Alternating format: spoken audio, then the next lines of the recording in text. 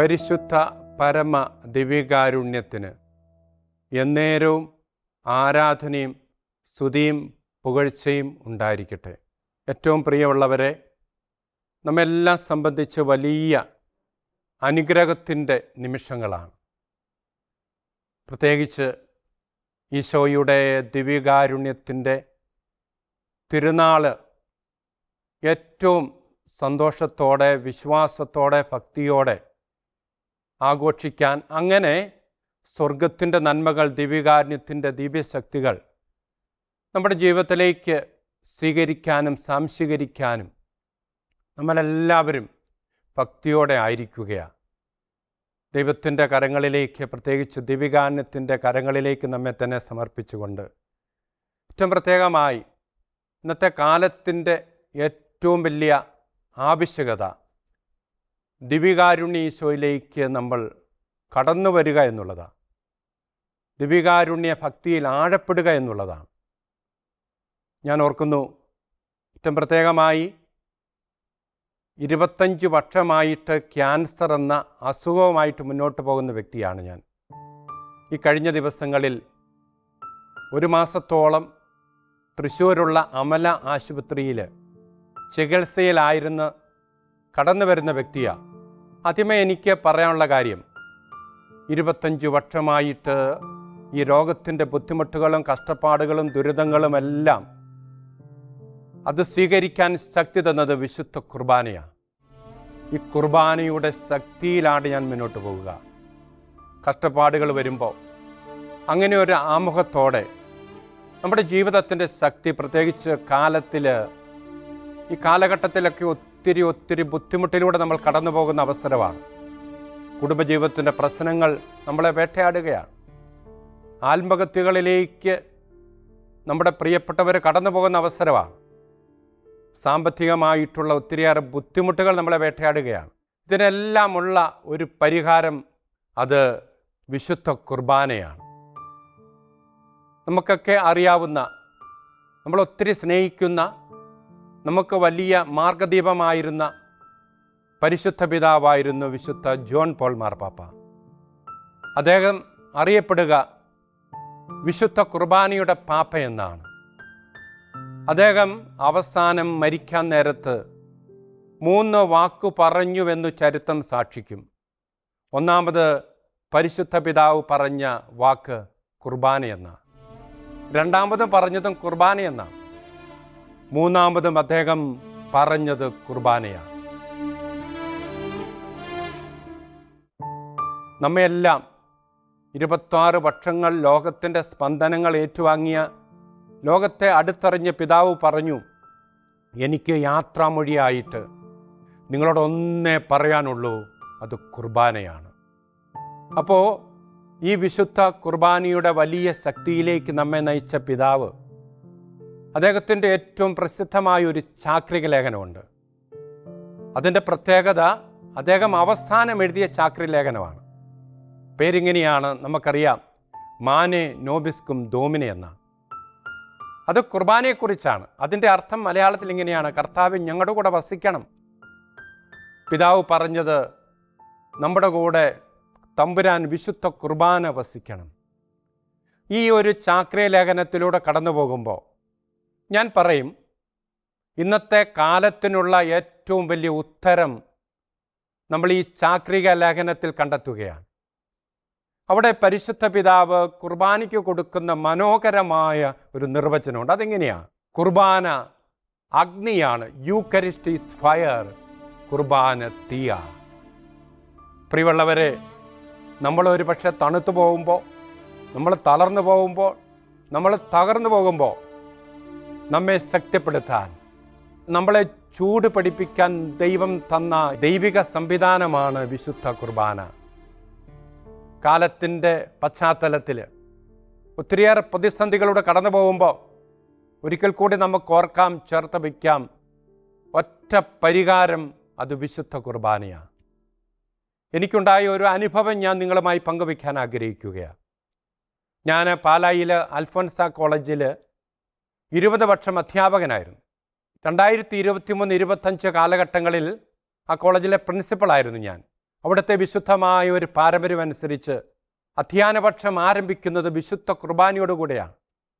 എല്ലാവരും, നാനാജാതി മതസ്ഥരായ എല്ലാവരും കോളേജിൻ്റെ ഹൃദയമായിട്ടുള്ള ദേവാലയത്തിൽ ഒരുമിച്ച് കൂടി നമ്മുടെ എല്ലാ ആഗ്രഹങ്ങളും പ്രതീക്ഷകളും എല്ലാം സമർപ്പിച്ച് ദൈവത്തെ ചേർത്ത് വെച്ചുകൊണ്ട് ഒരു കലാലയ അധ്യയനപക്ഷത്തിൻ്റെ യാത്ര ആരംഭിക്കുക. ഞാനാണ് ബലി അർപ്പിച്ചത്. ബലിയിൽ ഞങ്ങളുടെ എല്ലാ ആഗ്രഹങ്ങളും എല്ലാം ദൈവത്തിൻ്റെ കരങ്ങളിൽ കുർബാനയ്ക്ക് മുമ്പിൽ സമർപ്പിച്ചിട്ട് രണ്ടാമത്തെ ദിവസം ജൂൺ 2-ാം തീയതി, അന്ന് ആദ്യ വെള്ളിയാഴ്ചയാണ്. അൽഫോൻസ കോളേജിൻ്റെ വ്യതിരിക്തത പ്രത്യേകത അനുസരിച്ച് എല്ലാ ആദ്യ വെള്ളിയാഴ്ചകളും കുർബാനയുണ്ട്.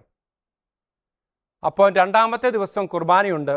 കുർബാനയ്ക്കായിട്ട് എല്ലാവരും, അധ്യാപകരും അനധ്യാപകരും വിദ്യാർത്ഥിനികളെല്ലാം അവിടെയുണ്ട്. അപ്പോൾ കുർബാനയുടെ സമാപന പ്രാർത്ഥന ചൊല്ലുന്ന സമയത്ത് ഞാൻ അൾത്താരയിൽ നിന്ന് ഈ ബേമയിലേക്ക് വരുമ്പോൾ എൻ്റെ ഉള്ളിൽ ഒരു ദൈവിക സ്വരം അതിഥിയായിരുന്നു. എന്തുകൊണ്ട് കോളേജിൽ എല്ലാ ദിവസവും കുർബാന ചൊല്ലിക്കൂടാ? ഉടൻ തന്നെ ഞാൻ പറഞ്ഞു, ഇനി മുതൽ എല്ലാ ദിവസവും കോളേജിൽ കുർബാനയുണ്ടായിരിക്കും. അങ്ങനെ ഓരോ ദിവസവും കുർബാന മുന്നോട്ട് പോയി. 9-ാമത്തെ ദിവസം, അന്ന് വിശുദ്ധ കുർബാനയുടെ തിരുനാൾ ദിനമാണ്. ഈ ദിവസങ്ങളിലൊക്കെ ഞാൻ ശ്രദ്ധിച്ചത് ഒരു പെൺകുട്ടി, അവള് എല്ലാ ദിവസവും കുർബാന മധ്യയെ പൊട്ടിക്കരഞ്ഞുകൊണ്ട് പ്രാർത്ഥിക്കുന്നത് ഞാൻ ശ്രദ്ധിച്ചു. ഈ പരിശുദ്ധ കുർബാനയുടെ തിരുനാൾ ദിനത്തിൽ ഞാൻ ഈ പെൺകുട്ടിയുടെ അടുത്ത് നിന്ന് ചോദിച്ചു, മോളെ നീ എന്തിനാ കരയുക? അവൾ വിശുദ്ധ കുർബാന സ്വീകരിക്കുന്നില്ല. ഞാൻ വിചാരിച്ചത് മറ്റ് മതത്തിൽപ്പെട്ടൊരു വിദ്യാർത്ഥിനി ആയിരിക്കാം, അതുകൊണ്ടാണല്ലോ അവർ കുർബാന സ്വീകരിക്കാത്തത്. ഉടനെ ഈ പെൺകുട്ടി എന്നോട് പറഞ്ഞു, അച്ഛാ ഞാൻ മരിക്കാൻ പോവാണ്. ഞാൻ പറഞ്ഞു, മോളെ ഒരു കാര്യം ചെയ്യ്, നീ പെട്ടെന്ന് ഓഫീസിലേക്ക് എത്തണം.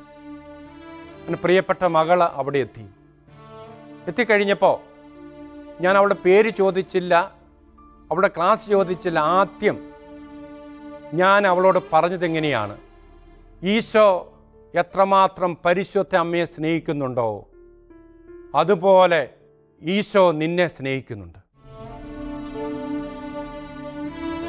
ഇത് പറഞ്ഞു കഴിഞ്ഞപ്പോൾ ഈ പെൺകുട്ടി ആർത്ത് അലറി കരയാണ്. അവള് വലിയ ഉച്ചത്തിൽ കരയാണ്. അപ്പോൾ അവിടെ ഉണ്ടായിരുന്ന അധ്യാപകരും അനധ്യാപകരും ഓഫീസിലേക്ക് എത്തി. ഞാൻ പറഞ്ഞു, കുഴപ്പമൊന്നുമില്ല. ഞാൻ ചോദിച്ചു, മോളെ എന്തു പറ്റി നിനക്ക്? അവളുടെ ബുദ്ധിമുട്ടേറിയ ചരിത്രം അവൾ എന്നോട് പറഞ്ഞു. അവൾ പറഞ്ഞു, എൻ്റെ വീട് മലബാറിലാണ്. ഇവിടെ അടുത്തുള്ള ഒരു പ്രൈവറ്റ് ഹോസ്റ്റലിൽ ഞാൻ താമസിക്കുകയാണ്. സെക്കൻഡ് PG പഠിക്കുന്ന വിദ്യാർത്ഥിനിയാണ്. കഴിഞ്ഞ ഏപ്രിൽ മാസത്തിൽ സോഷ്യൽ മീഡിയയിൽ 37 വയസ്സുള്ള വിവാഹിതനായ ഒരാളുമായിട്ട് പരിചയത്തിലായി. അത് വലിയ സ്നേഹബന്ധത്തിലായി. പിന്നീട് അന്യമതത്തിൽപ്പെട്ട അദ്ദേഹത്തിൻ്റെ മതത്തിലേക്ക് ഇവളെ അദ്ദേഹം ചേർത്തു. ബന്ധങ്ങൾ മുന്നോട്ട് പോയി. അവൾ പ്രഗ്നൻ്റായി. അവസാനം അബോർഷനിൽ ചെന്ന് നിൽക്കുകയാണ്. ഇതെല്ലാം കഴിഞ്ഞ് ഈ സുഹൃത്ത് അവളെ വിട്ടുപോയി. എല്ലാം തകർന്ന് തരിപ്പണമായിട്ട് അവളിങ്ങനെ ഒരു ജീവച്ഛവം പോലെ ജീവിക്കുകയാണ് അവൾ. അപ്പോഴാണ് കോളേജിലെ കുർബാന. എൻ്റെ അച്ഛൻ, ഒരു കാര്യം എനിക്ക് പറയാം, എല്ലാം തകർന്നവളാണ് ഞാൻ, എല്ലാം നഷ്ടപ്പെട്ടവളാണ് ഞാൻ. എന്നെ ഏറ്റവും കൂടുതൽ വേദനിപ്പിച്ചത് പ്രിയപ്പെട്ട മകൾ പറഞ്ഞു, ഇത്രയും സംഭവം അറിഞ്ഞിട്ടും എൻ്റെ പേരൻസ്, മാതാപിതാക്കൾ അറിഞ്ഞില്ല, ആരോടും പങ്കുവയ്ക്കാനില്ലാതെ തകർന്ന്. അപ്പോഴാണ് കോളേജിലെന്നും കുർബാനയുള്ളത്. ഞാൻ കത്തോലിക്ക കുടുംബത്തിൽ ജനിച്ച ഞാൻ കുർബാനയ്ക്ക് മുമ്പിൽ പോയി 9 ദിവസവും ചങ്ക് പൊട്ടി പ്രാർത്ഥിച്ചതൊന്നു മാത്രമാ, എല്ലാവരും ഉപേക്ഷിച്ചാലും ഈശോയെ നീ എന്നെ ഉപേക്ഷിക്കരുത്, നീ എന്നെ സ്നേഹിക്കുന്നുവെന്നൊന്ന് പറയണം. അതിനുവേണ്ടിയാണ് ഞാൻ കരഞ്ഞ കണ്ണുമായിട്ട് ദിവസങ്ങളിൽ പള്ളിയിലെത്തിയത്. ഞാൻ ജീവിതം അവസാനിപ്പിക്കണമെന്ന് വിചാരിച്ചിരിക്കുകയായിരുന്നു. ഈ കുർബാന ഉണ്ടായിരുന്നില്ലെങ്കിൽ, ഇവിടെ ബലി ഉണ്ടായിരുന്നില്ലെങ്കിൽ ഒരു പക്ഷേ ഞാൻ ജീവിതം അവസാനിപ്പിച്ചേനെ. അപ്പോഴാണ് ഈശോ എന്നോട് പറഞ്ഞത്, അച്ഛനോട് പറഞ്ഞത്, ഞാൻ നിന്നെ സ്നേഹിക്കുന്നു, ഞാൻ നിന്നെ സ്നേഹിക്കുന്നു. ഞാൻ സൂചിപ്പിച്ചതുപോലെ ഞാൻ പറഞ്ഞതാണ്, ഈശോ പരിശുദ്ധ അമ്മയെ സ്നേഹിക്കുന്നത് പോലെ നിന്നെ സ്നേഹിക്കുന്നു. ഈ പെൺകുട്ടികൾക്കൊരു ഊർജ്ജമായി. പെൺകുട്ടിക്ക് പിന്നീട് ഞാൻ മനസ്സിലാക്കുന്നു, പിന്നീട് സന്തോഷത്തോടെ അവൾ മുന്നോട്ട് പോയി എന്ന് മാത്രമല്ല, എല്ലാ ദിവസവും പള്ളി വരും. എന്നെയൊക്കെ ഇരുത്തി ചിന്തിപ്പിച്ച ഒരു സത്യം ഇതാണ്, അവൾ കുർബാനയുടെ സമയം മുഴുവൻ മുട്ടുകുത്തി നിന്ന് കുർബാനയിൽ പങ്കെടുക്കും. അത് അഭിഷേകമായി തീർന്നില്ല. അത് അവൾ ആ കോളേജിലുള്ള തൻ്റെ സുഹൃത്തുക്കളെ, പുറത്തുള്ള സുഹൃത്തുക്കളെ ബലിയിലേക്ക് കൊണ്ടുവന്നു. ഇന്ന് ദിവ്യകാരുണ്യത്തിൻ്റെ വലിയ ഒരു പ്രഘോഷകയായി അവൾ മാറുന്നു.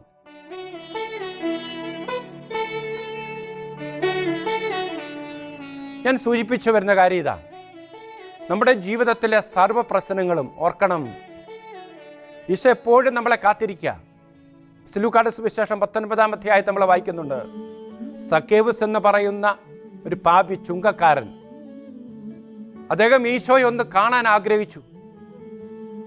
ആ സമയത്ത് ഈ പാപിയുടെ പ്രാർത്ഥന കേട്ടിട്ട് ജെറീക്കോ എന്ന പട്ടണത്തിൽ വന്നവൻ്റെ പേര് ക്രിസ്തു എന്നാണ്. സക്കേവുസ് തൻ്റെ മനസ്സിൻ്റെ മനതാരിൽ ക്രിസ്തുവിനെ കാണാൻ ആഗ്രഹിച്ചപ്പോൾ സക്കേവുസിന് വേണ്ടി മാത്രം ജെറീക്കോ പട്ടണത്തിൽ വന്നവൻ്റെ പേര് ക്രിസ്തുവാണ്. നമ്മൾ വിശുദ്ധ മത്തായിയുടെ സുവിശേഷം 9-ാം അധ്യായത്തിൽ 18 തുടങ്ങിയുള്ള തിരുവചനങ്ങളിൽ പാവപ്പെട്ട ഒരു രക്തസ്രാവക്കാരി സ്ത്രീയെപ്പറ്റി വായിക്കുന്നുണ്ട്. 12 വർഷമായി ഒത്തിരി ബുദ്ധിമുട്ട് വേദനയോടെ ജീവിച്ച അവള് ഒരു ദിവസം ക്രിസ്തുവിനെ പറ്റി കേട്ടു. തൻ്റെ അടച്ചിട്ട മുറിയിലിരുന്ന് അവളിങ്ങനെ വേദനയോടെ സങ്കടത്തോടെ അവർ പ്രാർത്ഥിച്ചു, ഈശോ ഒന്ന് വന്നിരുന്നെങ്കിൽ, ഈശോയൊന്ന് കണ്ടിരുന്നെങ്കിൽ ഞാൻ പോയി അവൻ്റെ ഉടുപ്പിലൊന്ന് തൊടുവായിരുന്നു, ഞാൻ സൗഖ്യപ്പെടും. ഇവള് മൗനമായിട്ട് അടച്ചിട്ട മുറിയിൽ നിന്ന് പ്രാർത്ഥിച്ചാണ്. പക്ഷേ ഈശോ അതറിഞ്ഞു. അവൾക്ക് വേണ്ടി മാത്രം അടുത്ത ദിവസം അവൾക്ക് വേണ്ടി മാത്രം അവളുടെ പട്ടണത്തിൽ എത്തിയവൻ്റെ പേര് ക്രിസ്തു എന്നാണ്.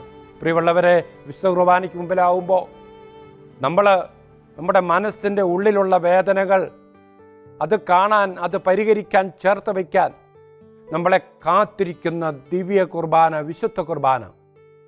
അതാണ് പ്രശ്നങ്ങൾ, പ്രതിസന്ധികളൊക്കെ ഉണ്ടാകുമ്പോൾ. കാലത്തിൻ്റെ ചിന്തകൾ നമുക്കറിയാം.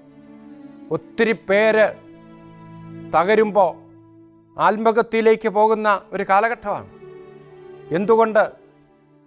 അതിനുള്ള ഒറ്റ പ്രതിവിധി വിശുദ്ധ കുർബാനയാണ്. കുർബാനയിലേക്ക് ചെല്ലുക, നമ്മുടെ സങ്കടങ്ങളെ, വേദനകളുടെ ഭാണ്ഡക്കെട്ട് നമ്മൾ അവിടെ ഈശോയുടെ മുമ്പിൽ സമർപ്പിക്കുക.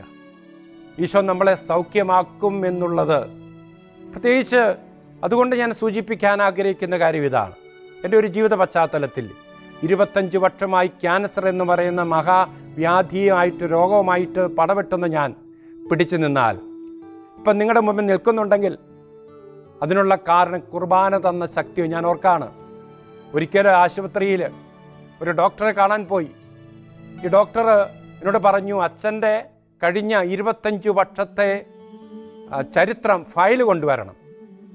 10-30 കിലോയുള്ള ഫയലുമായിട്ട് അവിടുത്തെ നേഴ്സ് വന്നപ്പോൾ ഈ ഡോക്ടർ എൻ്റെ മുഖത്ത് നോക്കിയിട്ട് പറഞ്ഞു, അച്ഛാ, ഒരു കാര്യം ഞാൻ പറയാം, അച്ഛൻ്റെ സ്ഥാനത്തായിരുന്ന പണ്ടേ ഞാൻ എൻ്റെ ജീവിതം അവസാനിപ്പിച്ചേനെ. ഞാൻ പറഞ്ഞു, എൻ്റെ ഡോക്ടറെ, എത്ര വർഷം, 25 അല്ല 50 വർഷം ഈ അസുഖം വന്നാലും ഞാൻ പിടിച്ചു നിൽക്കും. അതിനുള്ള കാരണം വിശുദ്ധ കുർബാനയാണ്. കുർബാനയുള്ള ശക്തിയായി എന്നെ ഓരോ നിമിഷം ശക്തിപ്പെടുത്തുക. ഞാൻ സൂചിപ്പിച്ചതുപോലെ, പരിശുദ്ധ പിതാവ് പറഞ്ഞതുപോലെ ചൂടുപിടിപ്പിക്കുക. ഞാൻ പല വലിയ മേജർ ഓപ്പറേഷൻ വിധേയനായ വ്യക്തിയാണ്. 10-20 ദിവസമൊക്കെ ICUവിൽ കിടന്നിട്ടുള്ള വ്യക്തിയാണ് ഞാൻ. അപ്പോൾ അവിടെ എനിക്ക് ശക്തി തന്നത് കുർബാനയാണ്. അതുകൊണ്ട് നമ്മുടെ ജീവിതത്തിലെ പ്രശ്നങ്ങളൊക്കെ തമ്പുരാൻ്റെ സന്നിധിയിൽ സമർപ്പിക്കാൻ കുർബാനയിൽ. അതുപോലെ ഞാൻ മറ്റൊരു അനുഭവം, കുർബാനയുടെ വലിയ ശക്തി ഞാൻ തൊട്ടറിഞ്ഞ് അനുഭവിച്ചറിഞ്ഞ മറ്റൊരു നിമിഷം ഞാൻ ഓർക്കുകയാണ്. മധ്യകേരളത്തിലെ വളരെ പ്രസിദ്ധമായ 2000-ഓളം വീടുകളുള്ള ഒരു ദേവാലയത്തിൽ വാർഷിക ധ്യാനം നടത്തുകയാണ്. ഈ വാർഷിക ധ്യാനത്തിൻ്റെ അവസരത്തിൽ കുമ്പസാരത്തിൻ്റെ ദിവസമുണ്ട്. അപ്പോൾ അടുത്ത പള്ളികളിലെ അച്ഛന്മാർ കുമ്പസാരിപ്പിക്കാനായിട്ട് എത്തും. അങ്ങനെയുള്ള സമയത്ത് തൊട്ടടുത്ത പള്ളിയിൽ ഒരു കൊച്ചച്ഛൻ എൻ്റെ അടുത്ത് വന്ന് പറഞ്ഞു, അച്ചോ, എൻ്റെ പള്ളി കൊച്ചു പള്ളിയാണ്, 80 വീട്ടുകാർ മാത്രമേ ഉള്ളൂ എൻ്റെ പള്ളിയിൽ. അതുകൊണ്ട് ധ്യാനിപ്പിക്കാൻ അച്ഛന്മാരെ കിട്ടാറില്ല. പള്ളിക്ക് സാമ്പത്തികമായി ബുദ്ധിമുട്ടുമൊക്കെ ഉണ്ട്. അച്ഛനൊന്നും ഒന്ന് ധ്യാനിപ്പിക്കുക. ഞാൻ പറഞ്ഞു, വളരെ സന്തോഷം, 80എങ്കിൽ 80, 8എങ്കിൽ 8, ഞാൻ വരാം. ഞാൻ പറഞ്ഞു, എനിക്ക് ടീ ഒന്നും ആവശ്യമില്ല, ഞാൻ വന്നോളാം. ഞാൻ കോളേജിൽ പഠിപ്പിക്കുന്ന ഒരു വ്യക്തിയാണ്. അതുകൊണ്ട് എനിക്ക് സാമ്പത്തികമായിട്ടുള്ള ആവശ്യങ്ങളൊന്നുമില്ല. ഒരു 3 മാസങ്ങൾക്കപ്പുറം ഞാൻ ആ പള്ളിയിലെത്തി. ഈ കൊച്ചു പള്ളിയിൽ ഒരു 100 പേര് ധ്യാനത്തിനുണ്ട്. ഞാനൊരു കാര്യം ശ്രദ്ധിച്ചത്, ഈ 3 ദിവസം നമ്മുടെ പ്രിയപ്പെട്ട കൊച്ചച്ഛൻ വളരെ മൂഡ് ഓഫ് ആയിട്ടാണ്. അദ്ദേഹം വളരെ ബുദ്ധിമുട്ടിയാണ്. അദ്ദേഹത്തിൻ്റെ ബോഡി ലാംഗ്വേജിൽ നിന്ന്, ശരീരഭാഷയിൽ നിന്ന് എനിക്ക് മനസ്സിലായി എന്തോ വലിയ പ്രശ്നങ്ങളൊക്കെ ഉണ്ട്. വ്യാഴാഴ്ച ആരംഭിച്ച ധ്യാനം അവസാനിച്ചത് ശനിയാഴ്ച ഒരു രാത്രി 9 മണിയായപ്പോഴാണ്. അപ്പം ഞാൻ പറഞ്ഞു, അച്ഛാ, ഞാൻ പോവുകയാണ്. പിന്നെ അച്ഛൻ എന്നോട് പറഞ്ഞു, ഞാനും അച്ഛൻ്റെ കൂടെ പോരുകയാണ്. ഈ അച്ഛൻ്റെ വീട് ഞാൻ പാലായിക്ക് വരുന്ന വഴിക്കാണ്. അതുകൊണ്ട് ഞാൻ ചോദിച്ചു, അച്ഛാ, അച്ഛൻ എങ്ങനെയാണ് ഇങ്ങനെ പറയുക, നാളെ ഞായറാഴ്ചയല്ലേ, എൻ്റെ കൂടെ വന്നാൽ? അച്ഛനോട് പറഞ്ഞു, ഞാൻ പൗരോഹിത്യം അവസാനിപ്പിക്കുകയാണ്. ഞാൻ ഞെട്ടിപ്പോയി. ഞാൻ വല്ലാതെ അങ്ങ് ആകുലചിത്തനായി. കാരണം ഒരു കൊച്ചച്ഛൻ, 32 വയസ്സുള്ള കൊച്ചച്ഛൻ. ഞാൻ ചോദിച്ചു, അച്ഛൻ എന്താ പ്രശ്നം?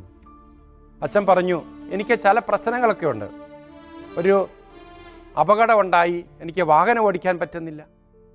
അതുപോലെ തന്നെ മാനസികമായിട്ടുള്ള പ്രശ്നമുണ്ട്, വൈദിക ജീവിതത്തിലെ സംഘർഷങ്ങളൊക്കെ ഉണ്ട്. ഇതെല്ലാം വന്ന് ഞാൻ തീരുമാനിച്ചു, പൗരോഹിത്യം അങ്ങ് അവസാനിപ്പിച്ചേക്കാം.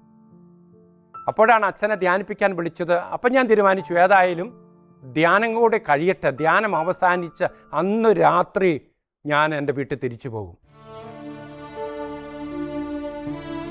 അച്ഛൻ എന്നോട് പറഞ്ഞൊരു കാര്യമുണ്ട്, 32 വയസ്സേ ഉള്ളൂ, എന്തിനീ ജീവിതം ഇതുപോലെ വ്യയം ചെയ്യണം? അപ്പം ഞാൻ പറഞ്ഞു, അച്ഛൻ നമുക്കിരുന്ന് സംസാരിക്കാം. അച്ഛൻ പറഞ്ഞു, ഞാൻ ആവശ്യത്തിന് ചിന്തിച്ചതാണ്, ഞാനെല്ലാം കെട്ടിപ്പറക്കി റെഡിയായിട്ടിരിക്കുകയാണ്. അതുകൊണ്ട് ഇനി ഞാൻ ഒരു തിരിച്ചുപോക്കില്ല. ഞാൻ പറഞ്ഞു, അച്ഛാ, പെട്ടെന്ന് തീരുമാനം എടുക്കരുത്, നമുക്കൊരു കാര്യം ചെയ്യാം. അപ്പോൾ എൻ്റെ മനസ്സിൽ പെട്ടെന്ന് ദൈവം തോന്നിച്ചത്, അതിനടുത്ത് ഒരു 10 കിലോമീറ്റർ ഉള്ളിൽ വിശുദ്ധനായിട്ടുള്ള ഒരു ധ്യാനപ്രസംഗകൻ, ഒരു വൈദികനുണ്ട്. അച്ഛൻ്റെ അടുത്തൊന്ന് കൊണ്ടുവന്ന് ഈ കൊച്ചച്ഛനുമായിട്ടും സംസാരിച്ച് പ്രശ്നങ്ങളൊക്കെ ഒന്ന് പരിഹരിക്കണം. അച്ഛൻ പറഞ്ഞു, ഞാൻ വരുവല്ല. ഞാൻ പറഞ്ഞു, അച്ഛൻ ഒരു കാര്യം ഓർക്കണം, അച്ഛൻ എന്നെ മനസ്സിലാക്കണം. ഞാൻ കോളേജ് കഴിഞ്ഞിട്ട് 1.5 മണിക്കൂർ വാഹനം ഓടിച്ചിട്ട് ഇവിടെ വന്ന് ധ്യാനിപ്പിക്കാൻ വന്നതാ. അച്ഛനറിയാമല്ലോ, ഞാൻ ടീ പോലും മേടിച്ചിട്ടില്ല. അതുകൊണ്ട് അച്ഛൻ്റെ കാല് പിടിച്ച് ഞാൻ പറയാം, അച്ഛാ, എന്നെ പ്രതി, ദൈവത്തെ പ്രതി നമുക്ക് ആ അച്ഛൻ്റെ അടുത്തൊന്ന് പോകണം. അപ്പം അച്ഛൻ സമ്മതിച്ചു. രാത്രി ഒരു 10 മണിയായപ്പോൾ പ്രസ്തുത ദേവാലയത്തിലെത്തി. അവിടുത്തെ വികാരിച്ചൻ, ധ്യാനഗുരുവായ അച്ഛനോട് ഞാൻ പറഞ്ഞു, ഇങ്ങനെ ചെറിയൊരു പ്രശ്നമുണ്ട് ഈ കൊച്ചച്ഛന്. ഉടനെ ഈ വിശുദ്ധനായ വല്യച്ഛൻ പറഞ്ഞു, നമുക്കൊരു കാര്യം ചെയ്യാം, നമുക്ക് പള്ളിയിലേക്ക് പോയേക്കാം. ഞാനപ്പോൾ മനസ്സിലിങ്ങനെ ചിന്തിച്ചു, ഈ കൊച്ചച്ഛനോട് 2 കാര്യം പറയുന്നതിനേക്കാൾ ഉപരിയായിട്ട് എന്തുകൊണ്ട് പള്ളി കൊണ്ടുവന്നു? എന്നെ അത്ഭുതപ്പെടുത്തിയിട്ട് ഞാൻ കണ്ട കാഴ്ച ഇതാണ്. വല്യച്ഛൻ പള്ളിയിലേക്ക് ചെന്ന് സക്രാരി തുറന്ന് വിശുദ്ധ കുർബാന എഴുന്നള്ളിച്ച് ബേമയിൽ വെച്ചു. പിന്നീട് ഈ വല്യച്ഛൻ കൊച്ചച്ഛൻ്റെ കൈക്ക് പിടിച്ച് ഈ വിശുദ്ധ കുർബാനയ്ക്ക് മുമ്പിലേക്ക് കൊണ്ടുവന്നു. ഞാൻ പുറകിൽ നിന്ന് നോക്കിക്കൊണ്ടിരിക്കുകയാണ്. ഈ വല്യച്ഛൻ തൻ്റെ കൈ കൊച്ചച്ഛൻ്റെ തോളിലിട്ടു. കുറച്ച് കഴിഞ്ഞപ്പോൾ ഞാൻ ശ്രദ്ധിച്ചു, ഈ കൊച്ചച്ഛൻ വാവിട്ട് നിലവിളി. കൊച്ചച്ഛൻ അങ്ങ് കരയാണ്. ഞാൻ ശ്രദ്ധിച്ചപ്പം വല്യച്ഛന് കരയാണ്. എനിക്ക് സങ്കടം വന്ന് ഞാനും കരഞ്ഞു. ഞങ്ങളൊരു 10 മണിയായപ്പോൾ ഈ പള്ളിയിൽ ഇരുന്ന് കരഞ്ഞുകൊണ്ടിരിക്കുക. അപ്പോഴാണ് എനിക്ക് ബോധോദയം ഉണ്ടായത്. എനിക്കിനി 1.5 മണിക്കൂർ വാഹനം ഓടിച്ചാലേ എൻ്റെ പള്ളിയിലെത്തുള്ളൂ. രാവിലെ 5:30 കുർബാനയുള്ളതാണ്. ഞാൻ തുമ്മി ചുമച്ചു. അതിൻ്റെ അർത്ഥം എനിക്ക് പോകാൻ സമയമായി. വലിയച്ഛൻ ആംഗ്യം കാണിച്ചു, പൊക്കോളാൻ പറഞ്ഞു. ഞാൻ പോയി. ഞാൻ തിരിച്ച് പള്ളിയിലെത്തി. പക്ഷേ എനിക്ക് ഉറക്കം വന്നില്ല. ഉറക്കം വരുന്നില്ല. കാരണം എന്തു സംഭവിച്ചു? ക്ലൈമാക്സ് എങ്ങനെയായി? അച്ഛൻ വീട്ടിൽ പോയോ അതോ പള്ളി പോയോ? ഞാൻ ഈ വലിയച്ഛനെ തുരുതുരാ വിളിക്കാൻ തുടങ്ങി. കൊച്ചച്ഛൻ്റെ ഫോൺ പണ്ട് സ്വിച്ച് ഓഫ് ആയിരുന്നു. പക്ഷേ വലിയച്ഛൻ പ്രത്യുത്തരിച്ചില്ല. നേരം വെളുത്ത് 5 മണിക്ക് ഈ വലിയച്ഛനെ തിരിച്ചു വിളിച്ചു. എന്നോട് ചോദിച്ചു, അച്ഛന് രാത്രി ഉറക്കമൊന്നുമില്ലേ? ഞാൻ ചോദിച്ചു, അച്ഛൻ എങ്ങനെ മനസ്സിലായി? അച്ഛൻ പറഞ്ഞു, അച്ഛൻ്റെ 42 മിസ് കോളാണ് എനിക്ക് വന്നത്. 42 മിസ് കോൾ. എനിക്ക് അത്ര ആകാംക്ഷയുണ്ട് എന്ത് സംഭവിച്ചെന്നറിയാൻ. അച്ഛൻ പറഞ്ഞു, അച്ഛൻ പോയി കുറേ കഴിഞ്ഞപ്പോൾ അദ്ദേഹം തിരിച്ച് പള്ളിയിലേക്ക് പോയി. ഞാൻ പറഞ്ഞു, എന്തു പറഞ്ഞു? എന്നെ അത്ഭുതപ്പെടുത്തിയിട്ട് ഈ അച്ഛൻ പറഞ്ഞത്, ഞാനൊരു വാക്ക് പോലും ഞാനൊരു വാക്ക് പറഞ്ഞിരുന്നെങ്കിൽ ഒരു പക്ഷേ അച്ഛൻ വീട്ടിൽ പോയനെ. മറിച്ച് ഈശോ പറഞ്ഞു, ഈശോ സംസാരിച്ചു.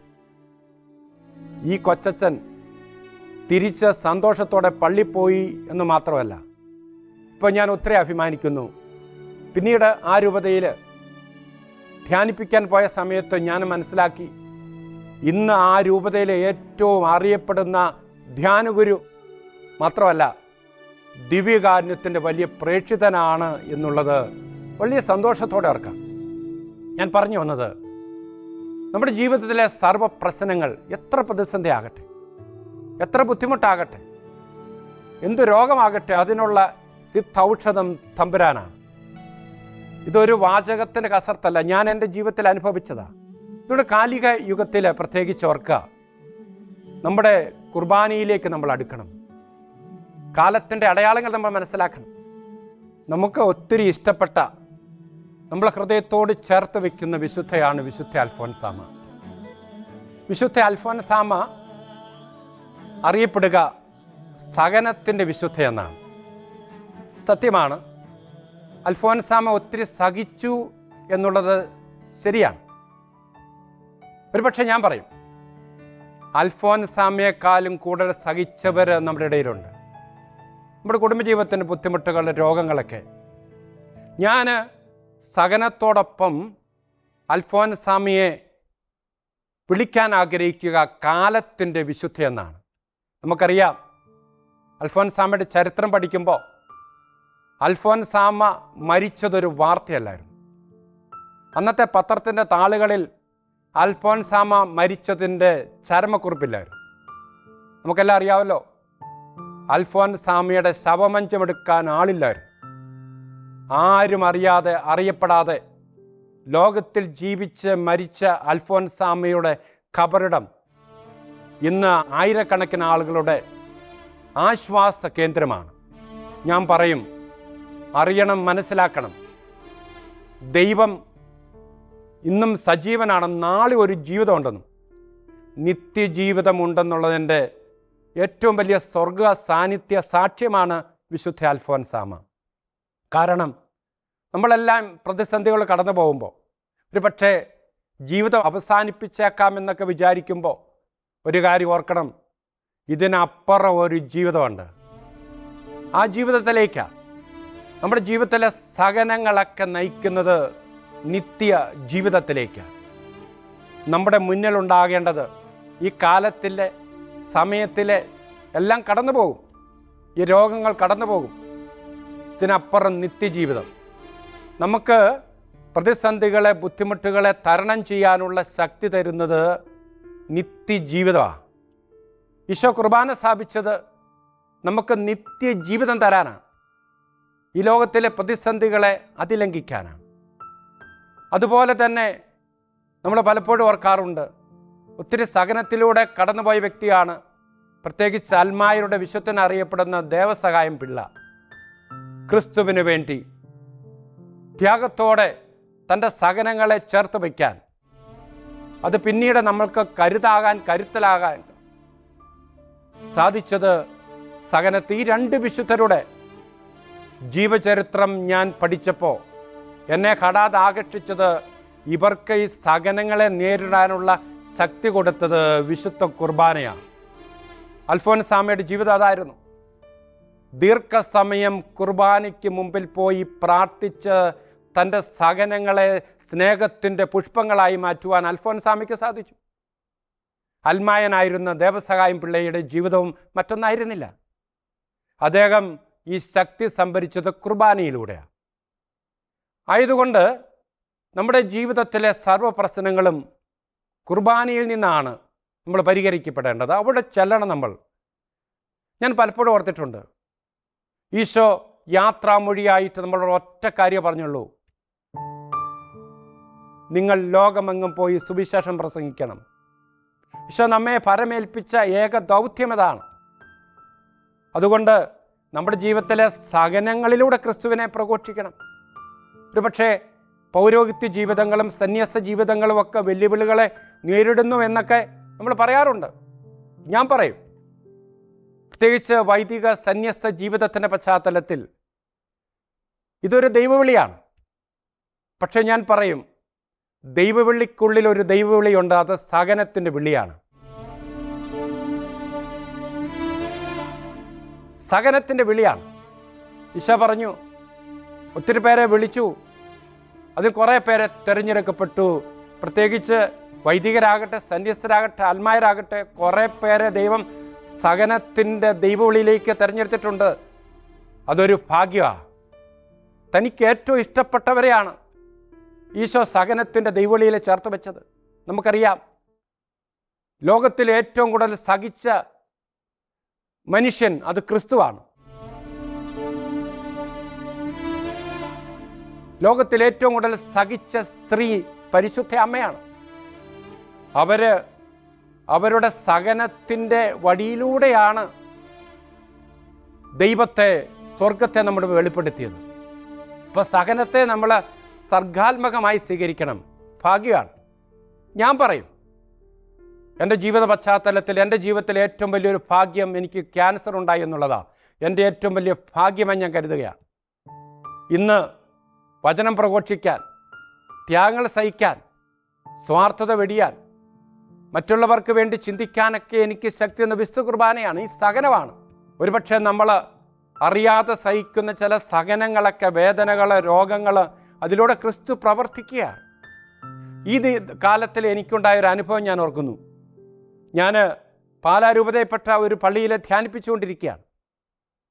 ധ്യാനം കഴിഞ്ഞ് ഒരു സ്ത്രീ എൻ്റെ അടുത്ത് വന്ന് പറഞ്ഞു, അച്ചോ, ഞാൻ ജീവിതം മടുത്തിരിക്കുന്ന വ്യക്തിയാണ്. മക്കളെ ആയിട്ട് മരിച്ചാലോ എന്ന് ചിന്തിച്ചിരിക്കുകയായിരുന്നു.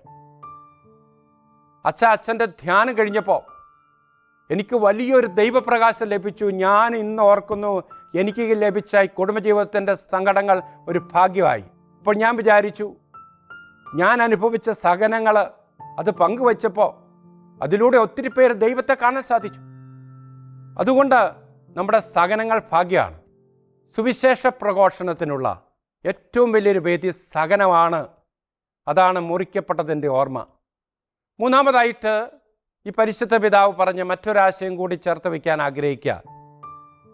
ഈശോ വരച്ച സ്നേഹത്തിൻ്റെ വട്ടമാണ് കുർബാന, സ്നേഹത്തിൻ്റെ വൃത്തം. ഞാൻ എൻ്റെ പരിമിത ബുദ്ധിയിൽ ഞാൻ ചിന്തിച്ചിട്ടുണ്ട്, എന്തുകൊണ്ട് വിശുദ്ധ കുർബാനയ്ക്കൊരു വൃത്താകൃതി? കുർബാനയ്ക്ക് പല ആകൃതികൾ സ്വീകരിക്കാം, പക്ഷേ ഈശോ സ്വീകരിച്ചത് വട്ടമാണ്. ഈശോ ഒരു വൃത്തം വരച്ചു, സ്നേഹത്തിൻ്റെ വട്ടം വരച്ചു. അതാ കുർബാന. കുർബാനയോട് ചേർന്നിരിക്കാം. ജോൺ പോൾ മാർപ്പാപ്പ പറഞ്ഞൊരു വാചകമുണ്ട്, നിങ്ങൾ നിങ്ങളുടെ കുടുംബങ്ങളെ കുർബാന കൊണ്ട് വേലി കെട്ടണം. നിങ്ങളുടെ വീടിൻ്റെ മതിൽ പണിയേണ്ടത് കുർബാന കൊണ്ടാകണം. അദ്ദേഹം വീണ്ടും പറഞ്ഞു, ജപമാല കൊണ്ടാകണം. ജപമാല കൊണ്ട്, വിശുദ്ധ കുർബാന കൊണ്ട് മതിൽ തീർത്ത ഭവനങ്ങൾ തകരില്ല. കുർബാനയെ സ്നേഹിക്കണം. അടുക്കൽ പള്ളിയിൽ പോകണം. ദിവ്യകാരുണ്യ ആരാധനയിൽ പങ്കെടുക്കണം. ദൈവത്തിൻ്റെ വലിയ കൃപ നമുക്കെപ്പോഴും ചേർത്ത് വയ്ക്കാം. കുർബാനയെ ചേർത്ത് വയ്ക്കാം, നെഞ്ചോട് ചേർത്ത് വയ്ക്കാം. ഈശോ നമ്മെ പ്രത്യേകമായി അനുഗ്രഹിക്കട്ടെ. പരിശുദ്ധ പരമ ദിവ്യകാരുണ്യത്തിന് എന്നേരവും ആരാധനയും സ്തുതിയും പുകഴ്ചയും ഉണ്ടായിരിക്കട്ടെ. ആമേൻ.